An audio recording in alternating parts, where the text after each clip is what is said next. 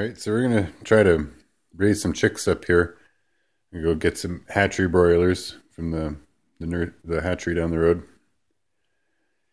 And we're going to put them in this thing. So we're doing this out in my shop out in the front yard. It's not really heated, but I do have a wood stove. And it's insulated. Door's shut, it's got gaps. Brooder's made out of 4 old interior doors, just sort of pinned together at the hinges, plywood screwed together on the ends. Very simple. This thing cost me the gas to go get the 4 doors from the people that are giving them away. That's it. All the rest of this stuff is just scrap that I had laying around. So we have a support in here to, if you want to hang one of those hanging feeders. And then got another support to put the light on. Hammer a fencing staple in there, and then one of those old hooks off of a broken rubber bungee strap. Squished on there, so it really shouldn't be able to come off. It's hooked on. Then we got a bungee around the cord in 2 places for a backup, so that there really isn't any way this could fall and land in the chips. Got our feed in there. We're going to put a couple of those little waters in. So we're getting pretty close to maintaining the right temperature. If this doesn't work, I'll add a second one. Or maybe even a different type of heater.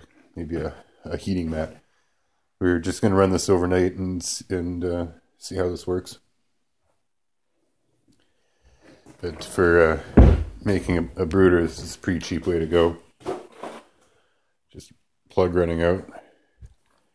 We're considering even putting in our house, but we'd have to do something about the gaps in the bottom. So I got where the hinges go in, there's a gap all the way around for air to come in the bottom.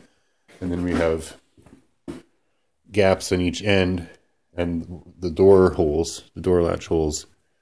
We've got those too for ventilation. Get a good look at the temperature on this thing. Let's take it off to the side here so there's no glare.